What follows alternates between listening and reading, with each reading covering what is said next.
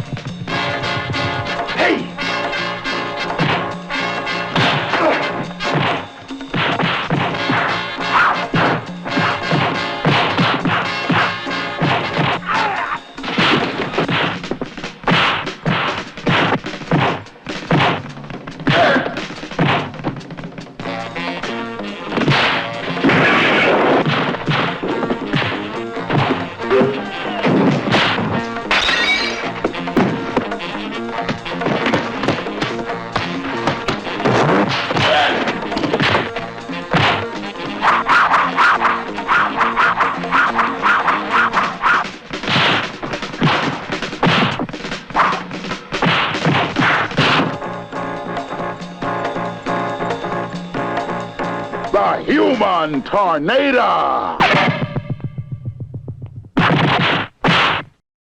Alrighty, welcome back from the trailer to Ashley. The Human Tornado! The Human Tornado! Starring, of course, the always awesome Rudy Ray Moore as Dolomite, motherfucker. Oh yeah, his second outing as Dolomite in an official trilogy that includes Return of Dolomite, but it was done like 3 decades afterward. Right. And of course it's got I was surprised to see him in this, Ernie fucking Hudson. Under a different first name. It was like Yeah. Lewis or something. Yeah, I thought, wait, Hudson? I mean, it was in my mind. Yeah, I was and like, then he shows up on screen. It's like, that's fucking, what's Winston doing in the thing? I don't know. And then, of course, I don't know if you noticed in the credits who was doing the photography for the movie, Dean Cudney. Really? Yeah, Dean fucking Cudney's in this movie. Wow, had no idea. I mean, I'd seen some names, that looked kind of familiar. I mean, given that, they shot in L.A., so they're getting from that gene pool down Absolutely, absolutely. So, Ashley, did you like The Human Tornado? there. This movie is fucking dynamite, as in Dolomite. Dolomite Dynamite, motherfucker. This movie is so freaking funny, it's ridiculous. I mean, this is like big budget Hollywood ridiculous, like Blazing Saddles or the original, what is that Bond movie, Casino Royale. They get up to some ridiculous shit. This movie is just nothing but Rudy Ray Moore's power fantasy trip. I want to be a strong, powerful, sexy, affluent black man. Yeah, Fuck it, that's a great message. I can live with that. You go, Rudy Ray Moore. screwing his way from one end of town to the other. Objectively, this is an amateur as fuck movie. There's no ADR. The acting is abysmal. The choreography is... Dolomite is throwing his punches and people are reacting and there's at least 2 feet between the punch and his face. Every possible metric says this is a fucking awful movie. I really liked it. It's terrible. It's dumb. It's so ludicrous. It's fucking fantastic. It's overblown. This is the black expression of male bravado in the black community. Yeah. I don't know. I don't know what else to say other than it's goofy, dumb fun. It is. I mean, it really is. It can't be taken seriously. I mean, Oh, clearly God, no. it's being done for laughs.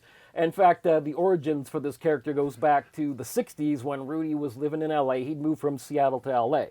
because he lived here for a while. And he ran to this guy called Rico. Don't know if that was his name or a street handle, but this guy would do this thing about a character Dolomite. So Rudy said one day, get into the store in the middle of the floor and you do your shit.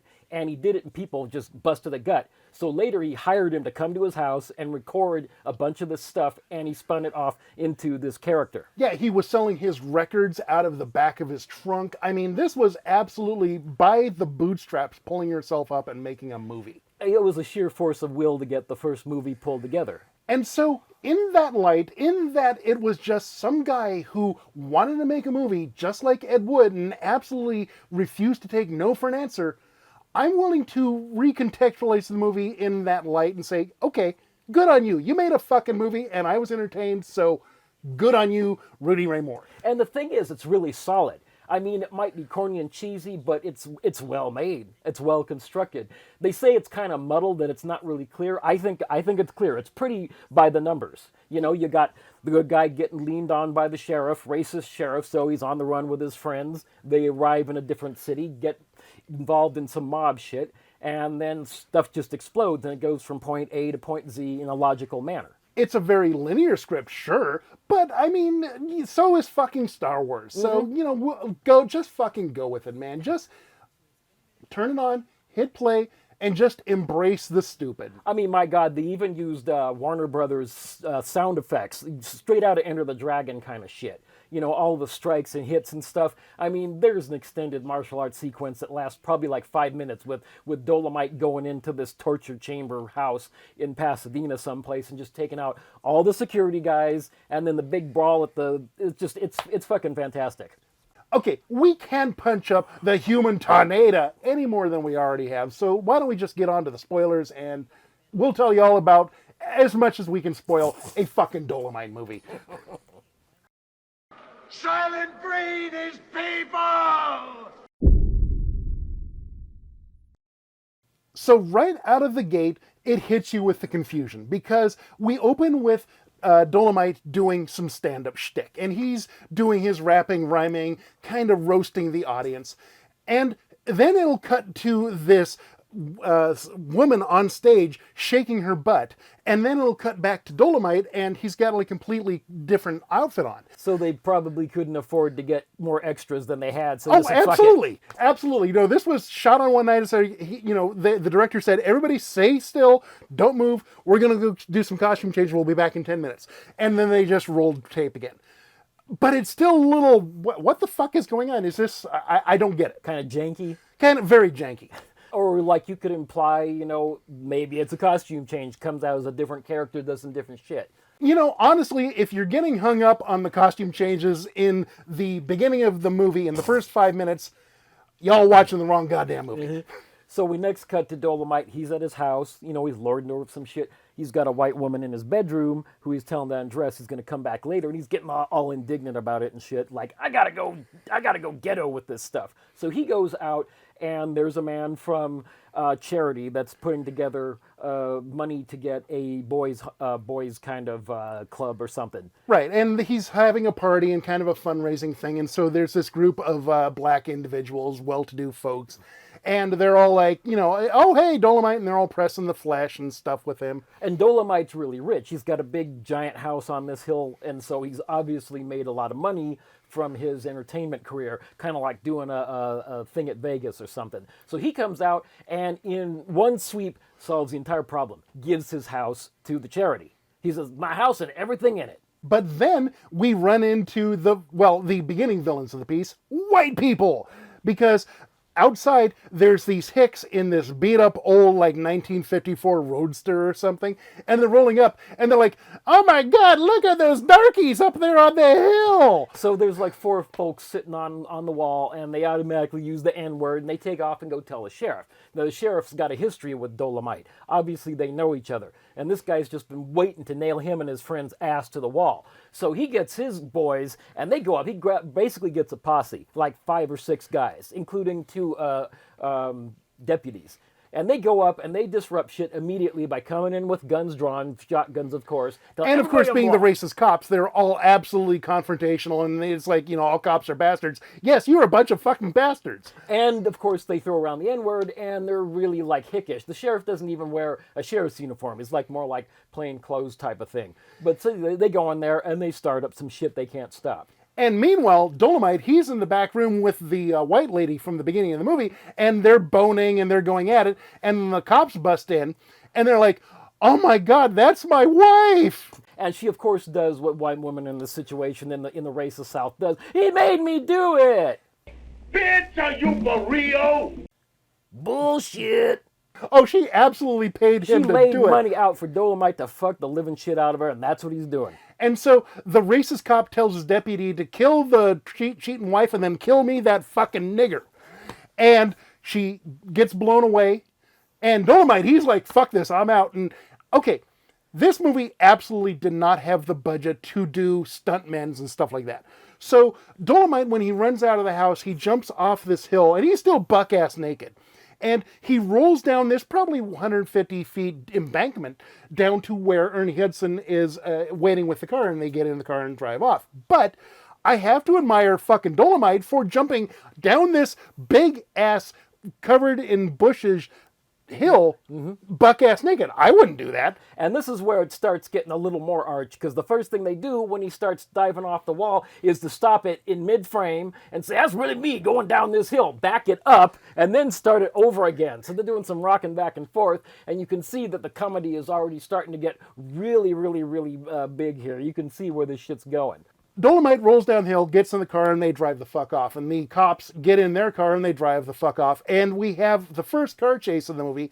And they're like, okay, we have these cars that we can't really drive really fast, and we don't know how to drive. Fuck it, we'll just undercrank it. So all of a sudden it goes into this, the Keystone Cops looking. Kind of Smokey and the Bandit, Dukes of Hazzard kind of looking stuff. Yeah, and so it's zooming along real fast, and, mud splashes on the camera and shit like that. And of course, being that they're shooting in LA, they're in Bronson Canyon, so they just hang left into Bronson Cave, into the fucking Bat Cave. They ambush the cops, they're coming after them, and they blow up the car in front of them. They basically got a car that followed, got stuck, they stuck it at the end of the cave, and then blam, blowing up a couple of the hicks. And the thing is, I'm like, well, wait a second, they just killed the cop, then why does the cop show up later in the movie? I'm like, continuity, don't pay attention to that sort of... Okay, when you go and watch Black Dynamite, and all the continuity errors and all the production errors and stuff that's in the movie that's parodying the Blaxploitation genre, come from this movie and the other Dolomite movies. So they hijack a car with a young gay man in it, and they basically get in, and they say, we're kidnapping your ass, we're going to L.A. Oh, I've always wanted to go to California. I deeply regret having the gay man, once they get to L.A., and he does a little bit of shtick for the next 10 minutes or so. Once they get to LA and they say, here's $100, thanks for the use of your car, and he's like, hey, I'm in LA, man, somebody's got to kidnap me to go back home. I wish the gay dude had stuck around. He was a great foil for Dolomite. He would have been this kind of outsider, but he's still an outsider with black people. I love the the gay dude. And the thing is, this shows the character of Dolomite, because this guy they kidnap, in his own car, and not only does he give him $97, but they don't take his car. And he's in LA, and the first thing they show is a gay black man walking down the street. He's like, ooh, I'm staying here. So what happens is Dolomite wants to go hook up with Queen Bee, the only actual other character from the first movie that carries over to this one. And he goes and tries to find Queen Bee, but the problem is the mob, aka the man, is trying to take over Queen Bee's bar. So they send some enforcers. And these guys come into the bar after a successful night, and they're counting their money. and they start throwing shit around, and they beat people up. They beat up Queen Bee. One of the guys beats her up behind the bar, and then they kidnap two of the women, Hurricane Annie and another woman whose name I can't remember. Dolomite first has to figure out that something's going wrong. He has to find Queen Bee, and Queen Bee has just now fallen off the map. So he jumps around from bar to bar to bar around in South LA and whatnot. And here's the point of the movie where we get the musical acts. And every blaxploitation movie generally has a musical act they kind of drop in. Hey, we're going to pad up 5 minutes of the runtime. We're going to appeal to the black audiences. We're going to get some funk into the movie. The problem here is that we only get a couple of minutes of each act. And so it's funky, and yes, it's pure 100% padding, but it's not, hey, we're not going to listen to the Hughes Corporation for the next 5 minutes. I kind of like that in the other blaxploitation movies. Yeah, they give them some local flavor, some up-and-coming bands, or maybe they're well-known and they're just doing the circuit, and they just cut them in a little bit at a time. And yeah, it's variety. It's essentially a variety movie. Yeah, but I kind of like if you're going to do a variety act, give me the whole act, not a little snippet of this, a little snippet of that, a little snippet of the other. In the meantime, there are a couple of good cops. There's a police captain who's white and his lieutenant who's black. And this police captain's completely 180 degrees from that racist sheriff. Not only does he respect his lieutenant because the guy's really good, but he goes nose to nose with this country bumpkin in his office. Because the racist sheriff shows up about halfway through the movie again, and he's like, hey, I'm looking for me this nigger. I'm going to kill me this nigger. What you got for me? And he's like, what? This is the big city. Get out of my face, you big hick. And so this kind of helps lead him in the direction of this junkie. And he's shaking this guy down. This junkie thinks he's going to get something for nothing. And he wants a little more money for a little more info. So the guy's like, motherfucker, I will put you up long enough for your mama to age out and your daddy to age down. And so, it's like, when they got this house in Pasadena, you got to go there. It's torture. It's like Chamber of Horrors. Really weird shit. And this torture house is run by this old white woman, like ancient, in her 70s or something. I was trying to figure out, is that like a dude in drag? It's an older woman. Yeah. I legitimately could not tell. And it's weird. She's got her hair piled up all kind of gothic and gray and stuff, and she's really weird, and everything's painted with weird symbols and stuff. And fun fact, Rudy Ray Moore and one of the other guys in his staff decorated this house, did the set design. The entire movie was shot in this abandoned hotel that Rudy Ray Moore somehow had managed to get access to. And so he could put, his mansion down on the first floor. On the second floor, he could do the mafia mansion. And on the third floor, he could do like the nightclubs and shit. So, and they could knock down walls and do whatever the fuck they want. So they had this absolute gift of a resource. Oh yeah, I mean, you can see shots where people in the background are doing what people in the background always do when they haven't got somebody wrangle them, tell them not to look at the camera. They're looking exactly at the camera, yeah. That's when this guy pulls out in his car when he's about to get chased by these thugs. And so, they were probably playing fast and loose with the guerrilla filmmaking. I'm betting that they had to, be one step ahead of the cops sometimes. And so Dolomite has to figure out where the girls are being held hostage. So he dresses up in this, I'm not exactly sure what the hell he's supposed to be. He's like a door-to-door salesman of some sort. Some kind of geek. And so he goes to the mafia's wife. They say she's a nympho. It doesn't take much to get her started. So he gets a picture of a couple, making love. It's one of those 70s. Oh yeah, the velvet. The velvet picture, yeah. And so he gets one of those things out and he says, do you like this picture? It's a real good picture, ain't it? And she's just getting hornier and hornier. She undoes her robe. She ain't got nothing on under her robe, of course, and starts playing with her boobs and everything. And within a minute, she's completely hypnotized. And then he's got her, in the back room, basically. And then we cut to this most bizarre sex scene you will ever see on film ever. So it's this red room with like these curtains and these giant play blocks that you would give toddlers and stuff, except these like scaled up to like 8 feet tall. And so here she is, she's lying there, she's writhing around, she's playing with her boobs, and this large black man comes out of the toy box and like, hello honey. And then it's a fucking clown car because like 8 more black dudes come out and they start posing. They're flexing. Poses. Yeah. And And then she's lying there and she's in this state of delusion, and there's this slide, and so they're at the top of the slide, and they're like, where is the mob? And they come sliding down at him. Where is the mob? Sliding down another one. And I'm like, what the fuck is going on? I don't understand what is going on. And in her mind, she's being fucked by these four, mandingo studs. But big it's time. really Dolomite who's just absolutely banging the fuck out of He's her. giving her hard dong forever and more. And this is where we get to your favorite scene of the movie, where Dolomite and his dong bring the house down. Literally. The literal human tornado. I mean, the room starts falling apart. The ceiling falls in.